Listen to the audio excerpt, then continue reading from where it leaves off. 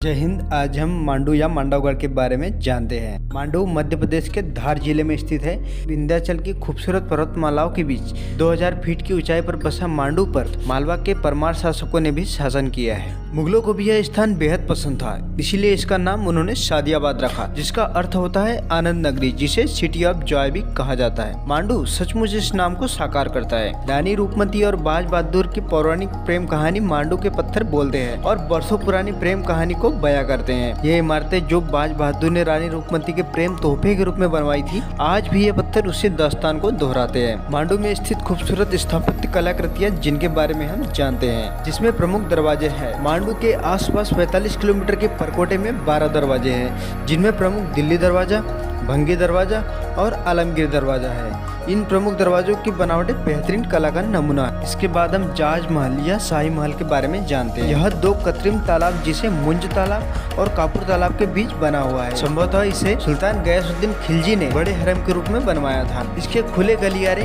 बाहर निकली हुई बालकनियां और खूबसूरत छत शाही शौक को आसानी से बयां करते हैं। इसके बाद हम हिंडोला महल के बारे में जानते हैं। यह दर्शकों के लिए बैठक व्यवस्था के रूप में बनाया गया था। इसके आसपास की दीवारें झुकी हुई सी है, जिसके कारण हिंडोला महल हिलता हुआ प्रतीत होता है। बलुआ पत्थरों की नक्काशी का नायाब नमूना यहाँ देखने को मिलता है। यहाँ के खूबसूरत स्तंभ मन मोह लेते हैं। इसी महल के पास कई छोटे छोटे भवन स्थित है, जो अतीत की कहानियाँ कहते हैं। अब इसके बाद हम रानी रूपमती के महल के बारे में जानते हैं। यह सैनिकों के लिए पूरे क्षेत्र पर नजर रखने के लिए परकोटे के रूप में बनाया गया था। इस भव्य इमारत से बाज बहादुर महल और निमाड़ के मैदान में बह रही नर्मदा के दर्शन किए जा सकते हैं। कहा जाता है कि रानी के प्रतिदिन नर्मदा दर्शन के पश्चात अन्न और जल ग्रहण करने की आदत के कारण बाज बहादुर ने यह ऊंचा महल बनवाया था। यहाँ से नर्मदा चमकती हुई चांदी की रेखा के रूप में प्रतीत होती है। उसके बाद हम बाज बहादुर महल के बारे में जानते हैं। 16वीं शताब्दी में बनवाया गया यह महल बड़े बड़े गलियारों और कक्षों और ऊंची छतों के कारण भव्य लगता है। यहाँ से पूरा मांडू का विहंगम दृश्य देखा जा सकता है। उसके बाद हम होशंग शाह के मकबरे के बारे में जानते हैं। यह भारत में अपनी तरह का पहला संगमरमर का नमूना है। यह अफगानी कला का बेजोड़ उदाहरण है। नक्काशी और सुंदर मीनारों के कारण यह मन मोह लेता है। इसके गुंबद से प्रभावित होकर शाहजहां ने ताजमहल बनाने के पहले अपने 4 स्थापत्य विशेषज्ञों को यहाँ भेजा था।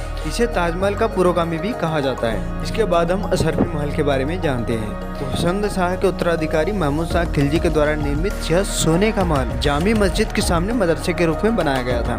यह 7 मंजिला इमारत थी, जिसमें से केवल 1 मंजिला बची है। इसे मांडू के सबसे बड़ी इमारत बनाने का इरादा था, लेकिन जल्दबाजी और दोषपूर्ण निर्माण के कारण यह ढह गया। इसके बाद हम जामी मस्जिद के बारे में जानते हैं। दमिश्क की महान मस्जिद से प्रेरित होकर जामी मस्जिद की कल्पना एक भव्य पैमाने पर की गई थी, जिसमें एक उच्च चबूतरा और एक विशाल गुंबददार बरामदा है। यह विशाल खंभों और मेहराबों से घिरी हुई है। इसके बाद हम रेवा कुंड के बारे में जानते हैं। इसे रानी रूपमती के महल में पानी पहुंचाने के लिए बनाया गया था। अब यह पवित्र स्थान के रूप में जाना जाता है। इसके बाद हम नीलकंठ मंदिर के बारे में जानते हैं। यहाँ शिव जी का मंदिर है, जिसमें जाने के लिए अंदर सीढ़ी उतरकर जाना पड़ता है। यहाँ ऊपर पेड़ों से घिरे तालाब से एक धारा नीचे शिव जी का अभिषेक करती रहती है। इसके बाद हम नीलकंठ महल के बारे में जानते हैं। मंदिर के समीप स्थित महल का निर्माण शाह बदगा खान ने अकबर की हिंदू पत्नी के लिए करवाया था। इसके दीवार पर अकबर कालीन कला के नमूने देखे जा सकते हैं।